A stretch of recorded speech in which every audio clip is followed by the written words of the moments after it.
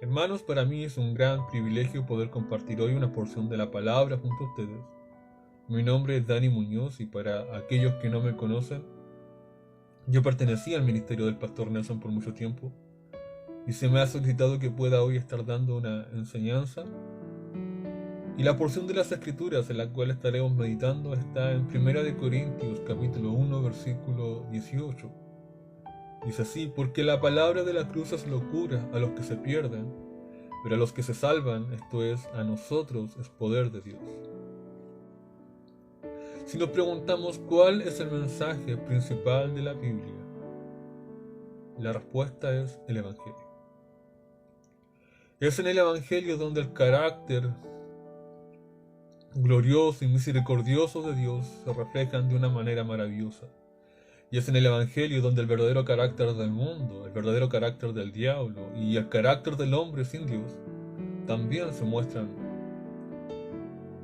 Y es en el Evangelio donde se nos anuncia el fin de los pecadores y el fin de aquellos que son llamados santos.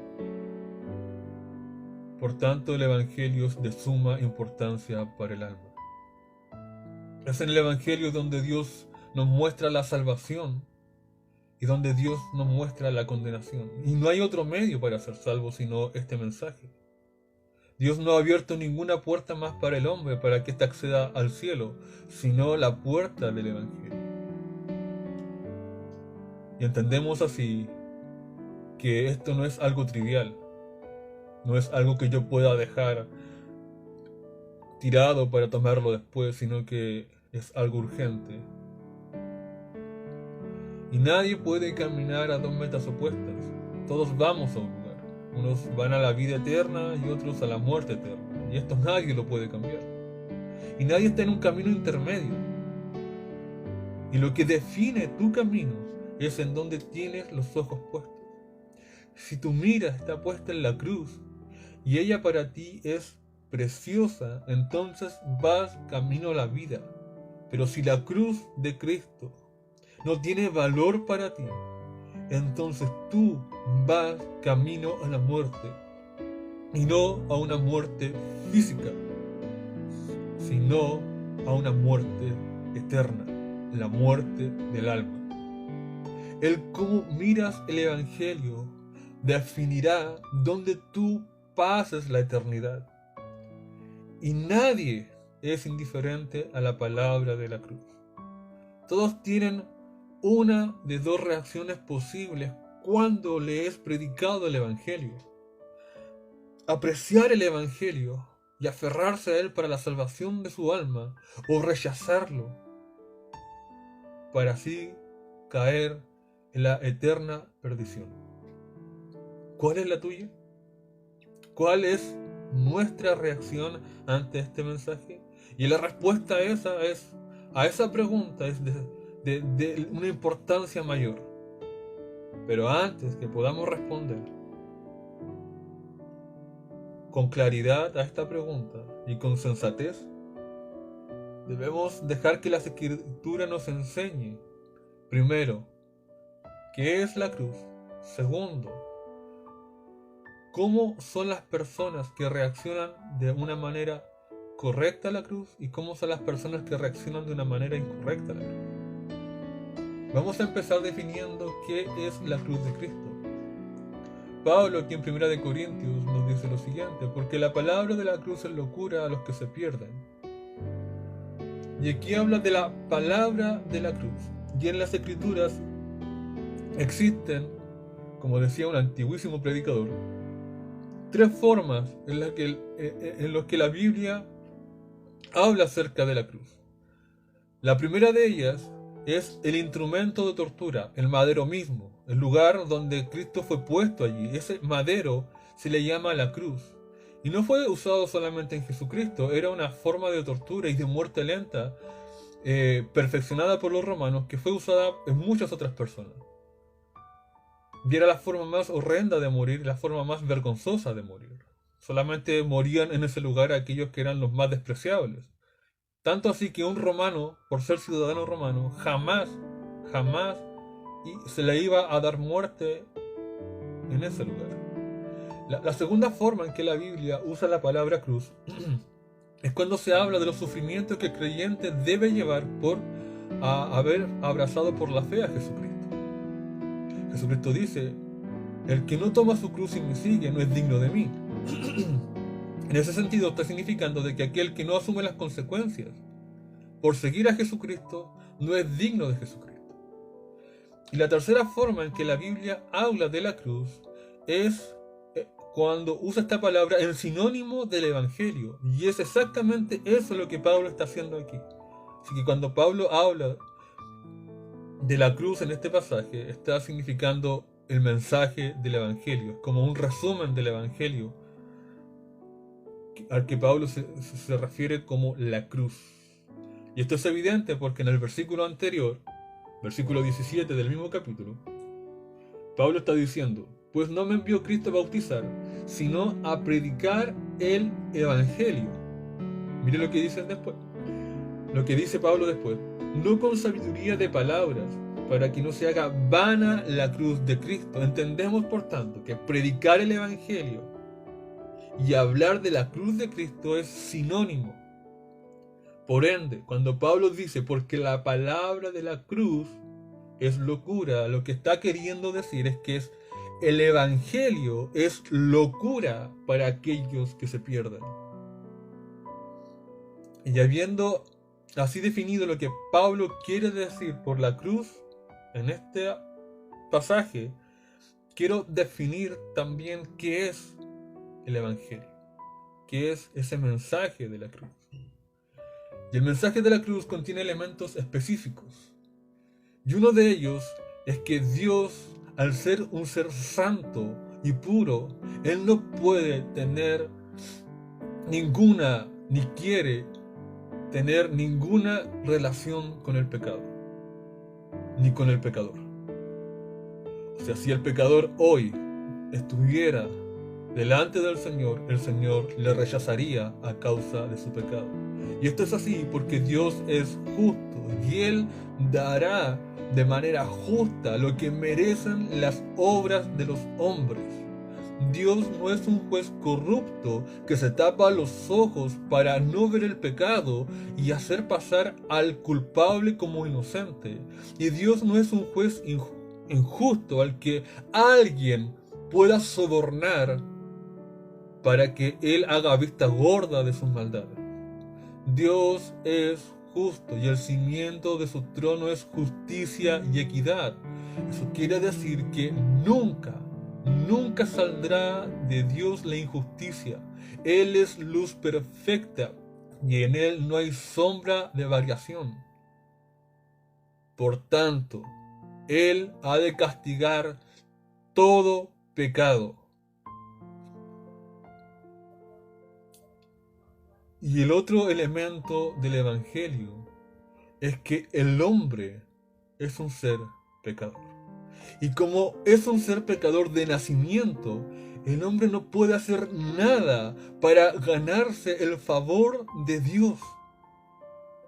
Porque al nacer en pecado y al vivir en pecado, Él ha quebrantado la ley del Señor.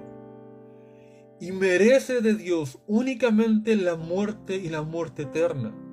El pecador no merece ninguna bondad de Dios, ningún acto de misericordia de Dios. Y no hay nada que el pecador pueda hacer por sus propias fuerzas para cambiar esa situación que él tiene delante de Dios. Y esa es la condición de todo hombre que nace en el mundo. Al nacer aquí, nacemos en desesperanza. Nacemos en perdición. Y repito, no hay nada que el hombre pueda hacer. Nuestras lágrimas no pueden lavar nuestros pecados. Nuestras obras no pueden pagar nuestros pecados. Nuestra sangre no puede limpiarnos de nuestras propias maldades. Y Dios, como es justo y santo, nos pagará conforme sean nuestras obras. Y todas nuestras obras son un verdadero trapo de inmundicia delante de los ojos de aquel que es puro y santo. El otro elemento del Evangelio es que Dios no solo es santo, sino que también Él es misericordioso y un Dios de amor. Y Él ha hecho una obra gloriosa para que el hombre pueda ser perdonado delante de su presencia.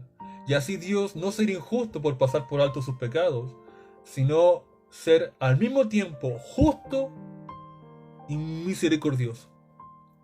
Y esa obra que Dios ha hecho es que Él ha enviado a su Hijo, su unigénito Hijo, a la tierra para vivir la vida que el hombre pecador no puede vivir y morir la muerte que el pecador no puede morir para pagar el precio de la maldad que el pecador no puede pagar.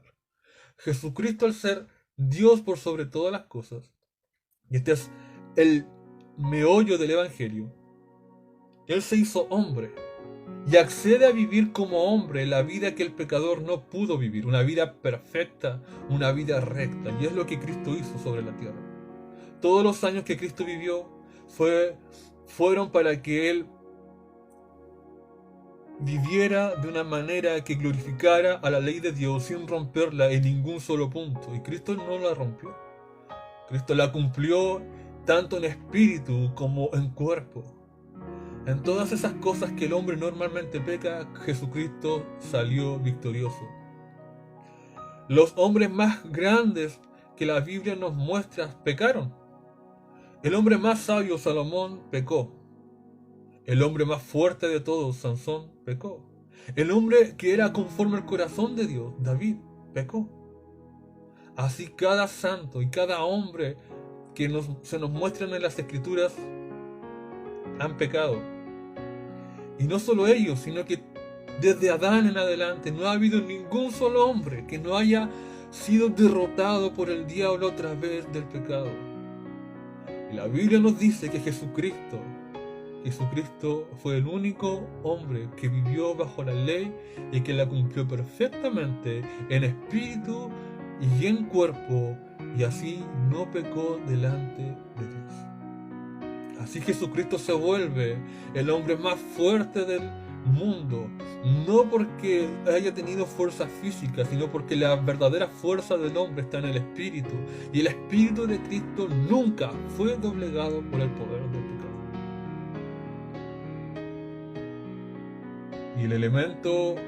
Y otro elemento del Evangelio es que Jesucristo venía a pagar, hizo eso de vivir una vida perfecta para ofrecer esa misma vida perfecta delante de Dios como un pago por el pecado de su pueblo.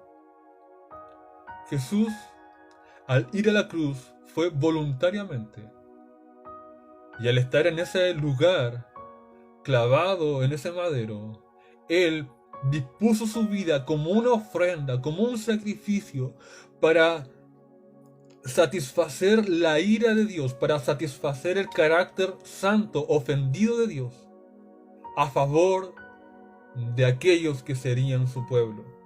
Jesucristo muere bajo el castigo de Dios, porque Dios no puede pasar por alto los pecados, pero los pecados fueron puestos en Cristo. No es que Cristo haya pecado, sino que Él mismo se hizo pecado. Y fueron, por así decirlo, cargados en su cuerpo sobre el madero los pecados de su pueblo. Y el Padre, todo el castigo que el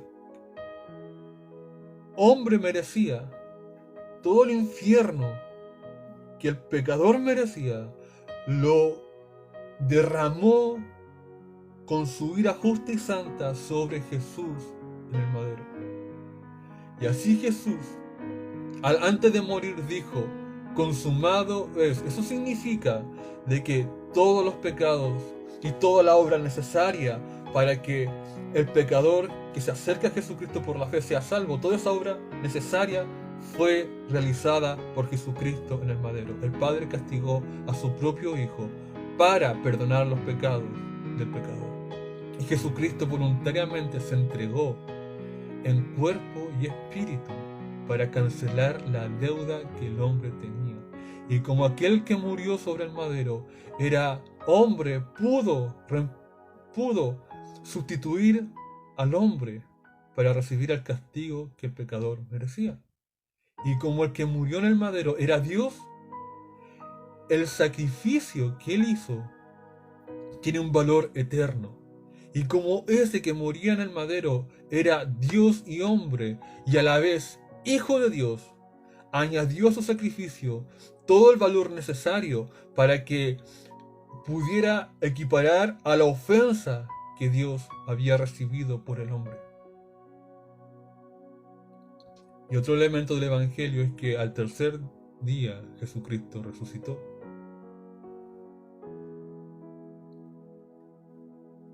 Y al resucitar, Él venció la muerte, el diablo y el pecado para siempre. Y trajo un nuevo amanecer para la humanidad.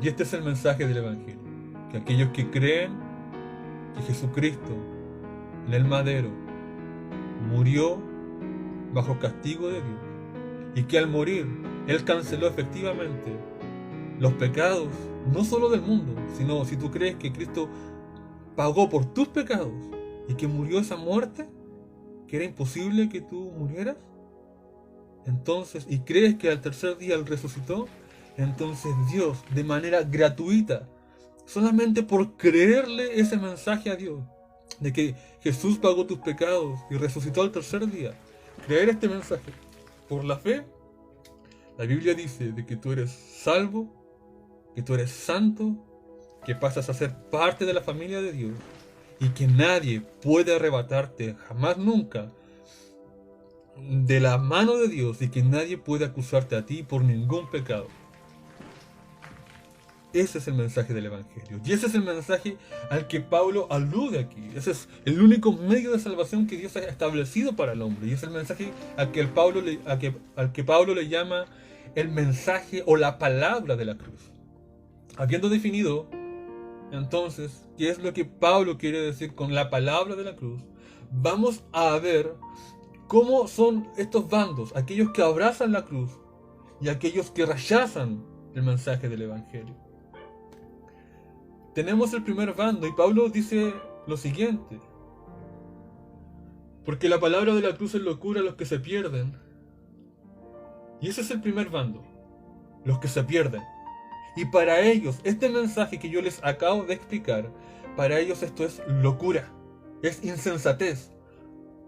Ellos piensan al oír este mensaje que es imposible que Dios se haya vuelto carne, o que es imposible que la salvación pueda provenir de alguien que estaba muriendo como si fuera un malhechor en el peor de todos los castigos. La palabra que Pablo usa aquí como locura tiene la idea de insensatez, algo que es estúpido.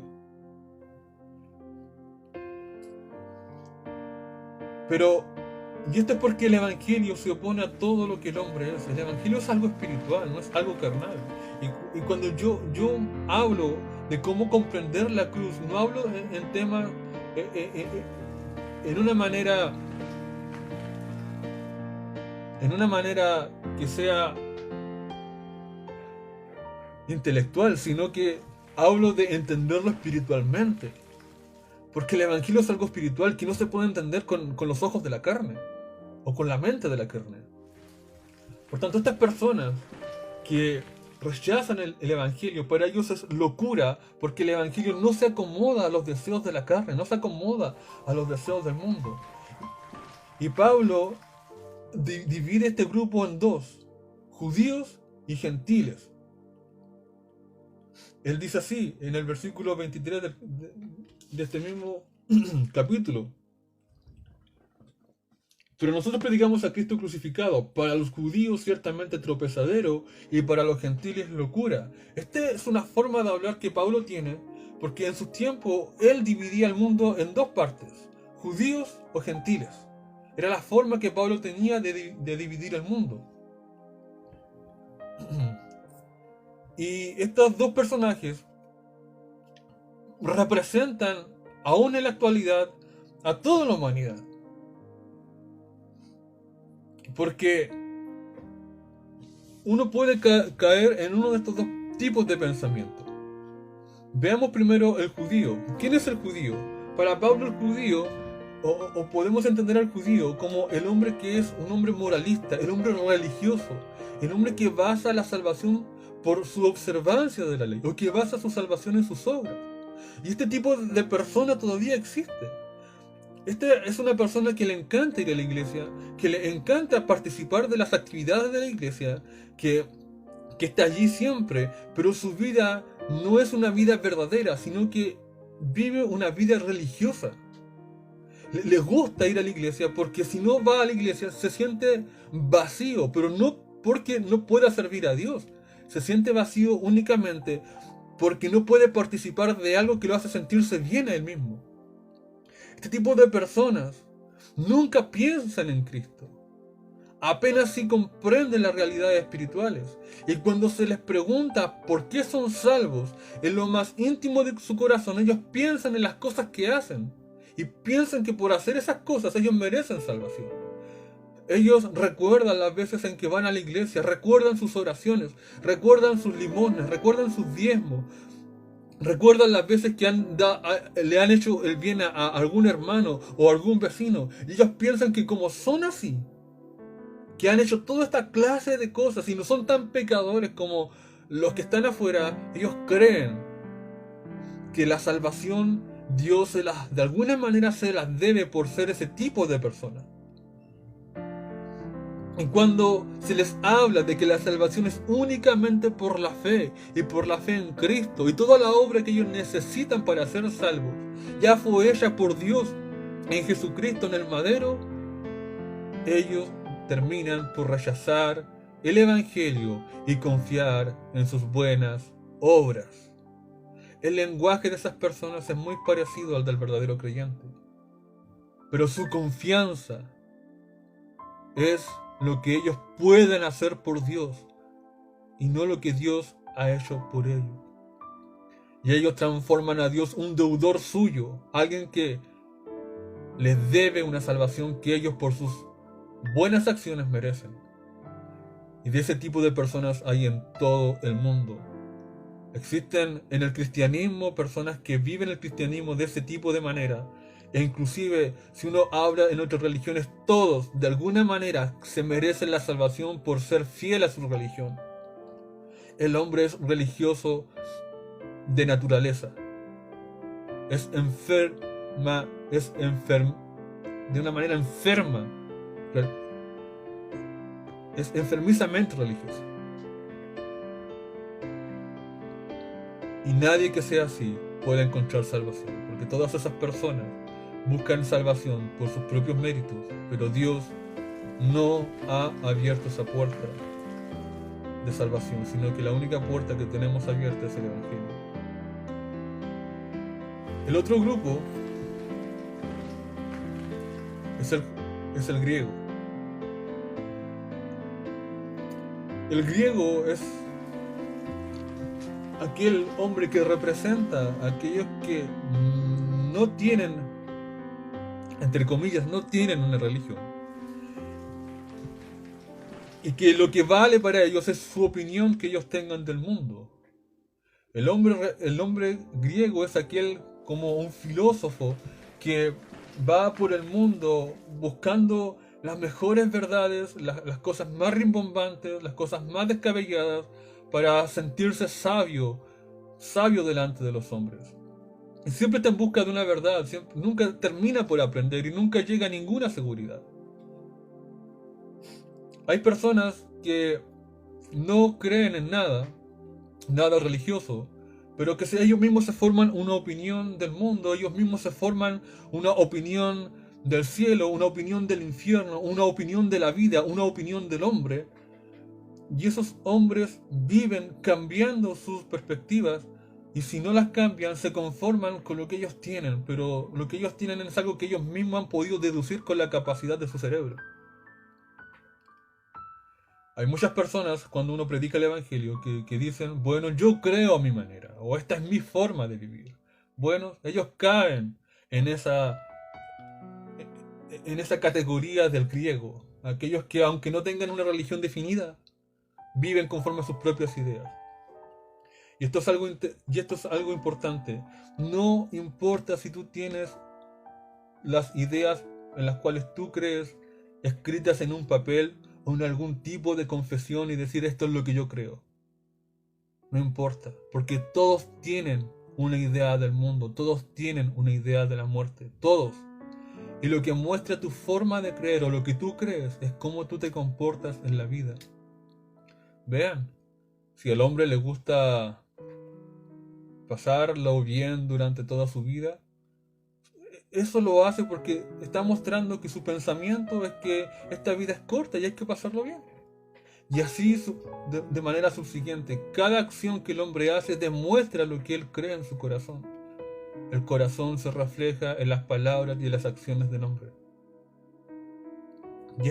Y para él, cuando se le habla de la cruz de Cristo, para él es locura. Que la salvación venga de un judío que vivió pobre en el mundo y que además fue rechazado por su propio pueblo y que fue castigado en un lugar que era un elemento de tortura, despreciado por no solo los judíos, sino que despreciado por el pueblo más inteligente de ese tiempo, entre comillas inteligente, los romanos, y que la salvación venga de él, de uno que fue torturado, como si en este tiempo la cruz, es como si en este tiempo dijéramos que nuestro Salvador es uno que murió como malhechor sentado en la silla eléctrica. Así suena para él el Evangelio. Y él no ve ninguna belleza en el Evangelio. Él prefiere quedarse con sus ideas torcidas, mundanas y diabólicas antes de creer en el sencillo mensaje del Evangelio. Cuando Pablo le predicó a Festo el Evangelio, Festo era como uno de estos, un hombre filósofo. Y Pablo le dijo, estás loco, Pablo, las muchas letras te vuelven loco. Festo le dijo eso a Pablo, estás loco, al escuchar el Evangelio, estás loco. Pero esto es así, porque tanto el hombre religioso como el hombre que es intelectual o que le gusta andar conforme a su propia voluntad, ambos hombres están muertos en pecado y no ven nada en el Evangelio, no ven nada bello en la cruz de Cristo. Solo ven algo despreciable, algo que yo puedo dejar para después. Estos son los que se pierden. ¿Qué piensas de la cruz? ¿Qué piensas de la cruz? ¿Piensas que ella es la sabiduría de Dios? ¿Piensas que ella es algo precioso o es algo despreciable, sin importancia y que puedes vivir una vida ya sea religiosa o no religiosa lejos de este mensaje o sin este mensaje? Si es así, estás en un grave, grave error. Porque toda la vida espiritual que yo pueda obtener viene principalmente por haber creído el Evangelio. Si yo no creo que Jesucristo murió por mis pecados y resucitó para justificarme, yo no puedo llamarme hijo de Dios. Yo no puedo estar seguro de que cuando muera mi vida estará con Dios. Porque no hay otro mensaje que pueda salvar a los hombres, sino este mensaje de un Cristo que ha muerto y que ha resucitado y ha resucitado en gloria y que es poderoso para salvar a todos aquellos que se acercan a Dios por medio de él. Ahora veamos el otro grupo. El grupo que Pablo dice luego, pero pero a los que se salvan, esto es a nosotros, es poder de Dios. Pablo dice de que aquellos que se salvan, o aquellos que han sido salvados por el Evangelio, y seguirán siendo salvados por el Evangelio, para ellos este mensaje de la cruz no es nada despreciable, sino que es poder de Dios. Y esto es así, porque cuando el Señor le abre los ojos al pecador para que entienda este mensaje, para él se vuelve algo maravilloso.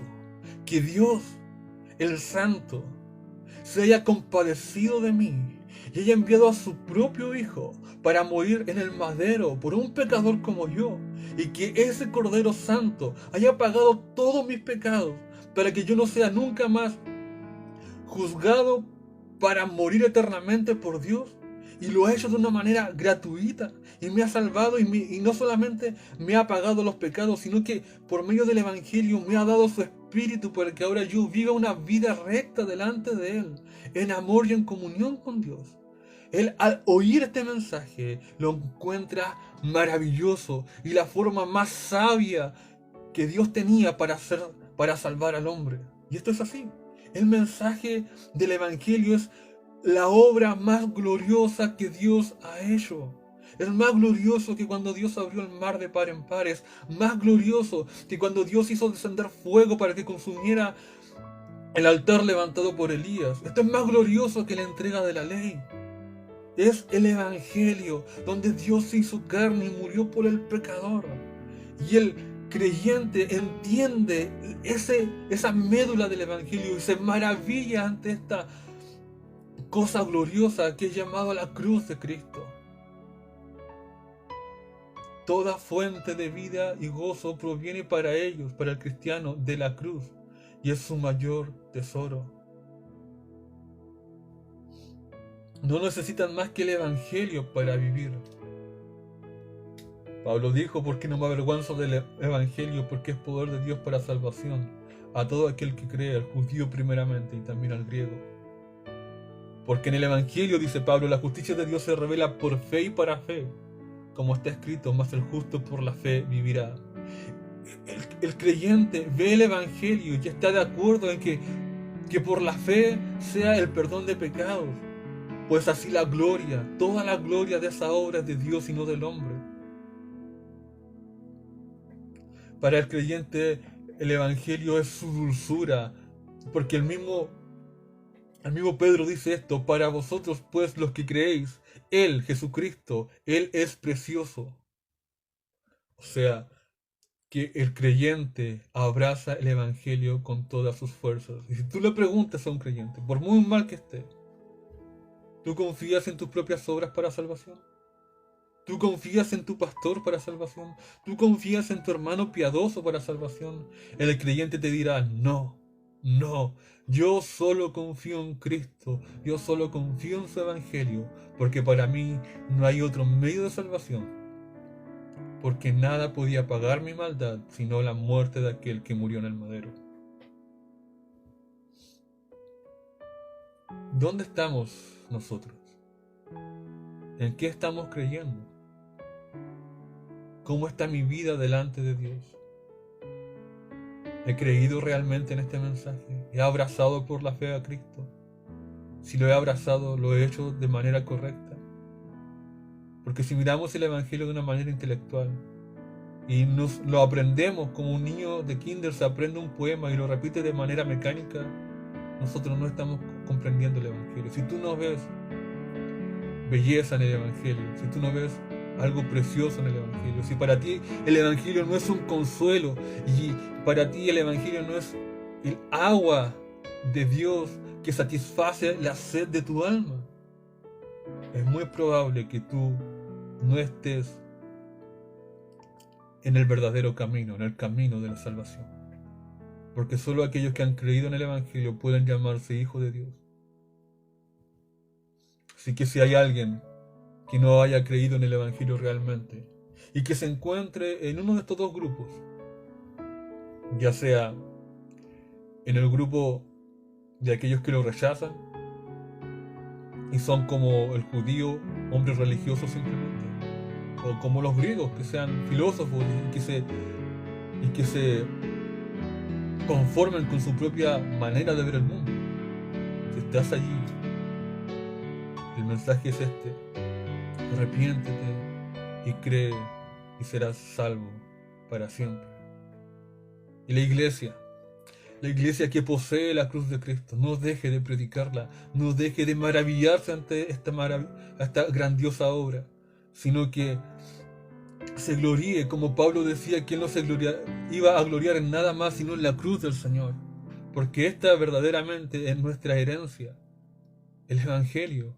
El Evangelio es la corona de hermosura de la iglesia y debemos meditarlo, debemos vivirlo, debemos predicarlo, porque no hay un mensaje que pueda cambiar el mundo, no hay un mensaje que pueda cambiar al hombre pecador, no hay un mensaje que pueda salvar eternamente, no hay un mensaje que pueda hacer que el hombre pase de una muerte eterna a una vida eterna, que trastorne la esencia misma del hombre y lo cambie de ser un pecador a un santo. No hay ningún mensaje sino solamente el Evangelio.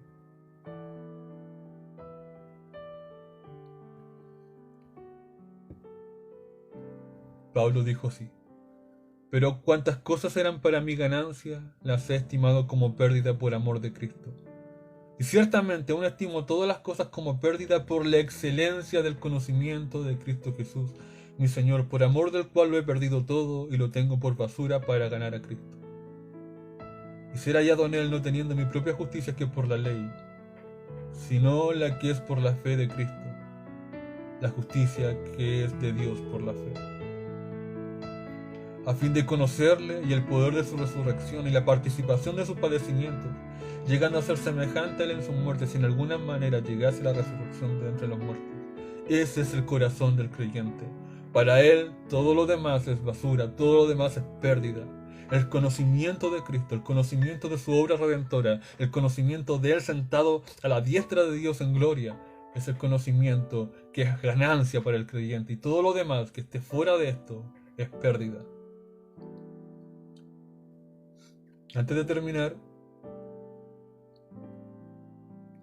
quiero hablar acerca de qué hace la diferencia entre por qué algunos pueden ver la belleza de la cruz y otros no pueden ver la belleza de la cruz.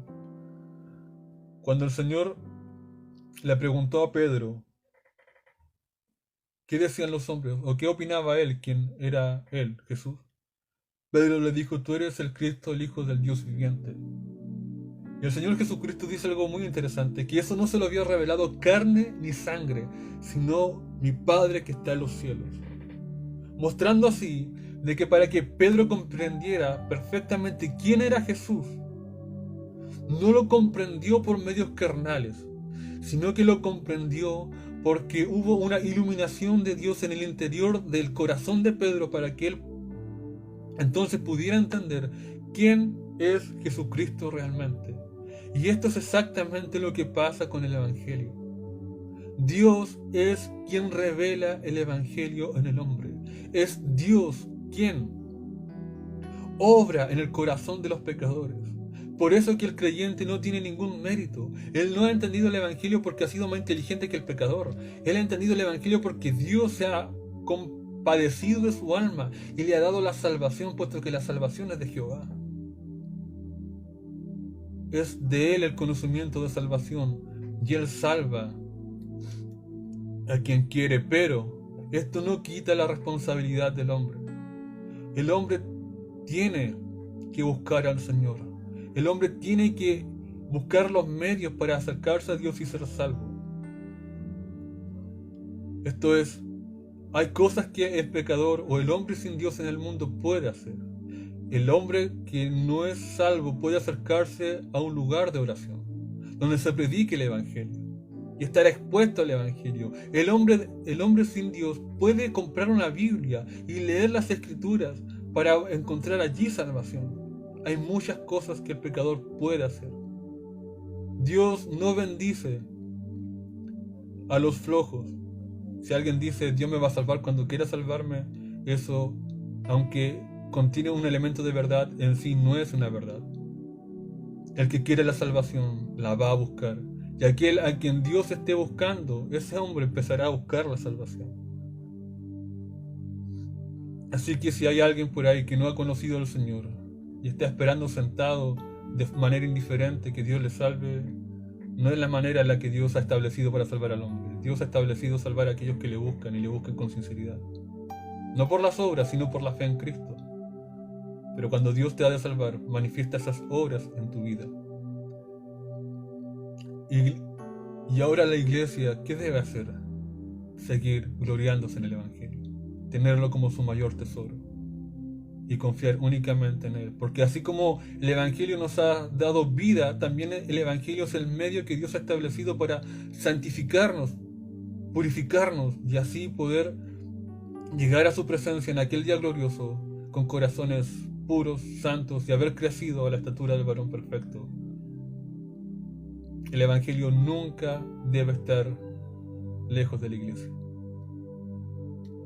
Y en estos tiempos difíciles, en estos tiempos complicados, donde la incertidumbre es la reina del día, donde la ansiedad gobierna los corazones de todos los hombres, la iglesia está firme, está quieta, está sosegada, está consolada porque ella ha abrazado el Evangelio.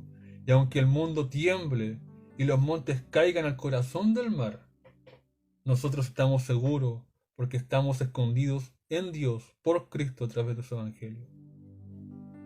Y créanme, el Espíritu Santo una y otra vez llevará a la iglesia a mirar a Jesucristo, a mirar la obra de la cruz, para que la iglesia esté fuerte y en paz. Hermanos, que el Señor les bendiga.